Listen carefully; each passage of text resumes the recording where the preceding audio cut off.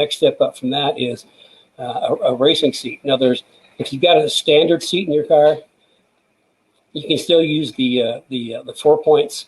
When you want to move up, your choices are to going like a Recaro type, and we've got a Sparco. We're going to put Sparco on our website.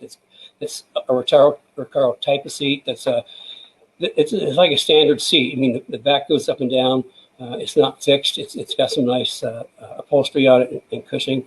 But then the next step up is going to be like a club. I call them club seats. We're not recommending the race seats. The race seats have the big halos that come around, and it might look pretty cool in a car, but unless you've got a steering wheel that detaches, you're going to play hell trying to get out of the car if you've got a race seat on there.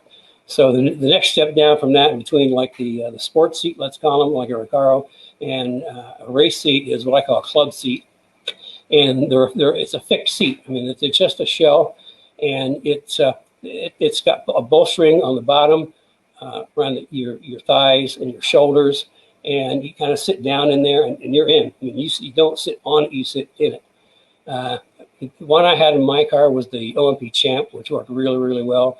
I mean, they're a super seat for holding you in place, and they're not that difficult to get in and out of, which is important, especially if you drive a car in the street sometimes. You want to be able to get in and out without causing a fuss. With those seats, though, with a true like club seat or race seat, they don't mount on a normal like a normal seat does. They have what's called a side mount, and I got some somewhere I was going to show you, but I forgot.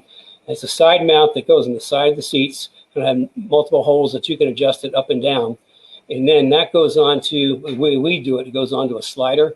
So you can slide the seat forward and back. And then that'll go onto a base that bolts onto where the original seat belt was. And what I always do is I'll come in and I'll loosen the shoulder straps first, and then hit the slider and slide all the way back. It's so much easier to have the car if you slide the seat all the way back, especially when you're coming off track and you're tired. So that's another little trick that'll help. When you come in, definitely loosen your shoulder straps first, because if you don't, you're gonna, you gotta unloosen them by next time you get in. And then your lap belts, if you slide back, I wouldn't adjust them.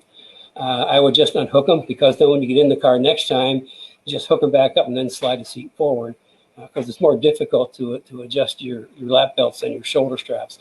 And then you just have to get your shoulder straps, and at the very last, everything's really tight, up one notch, or just move the power seat up, and you're good to go.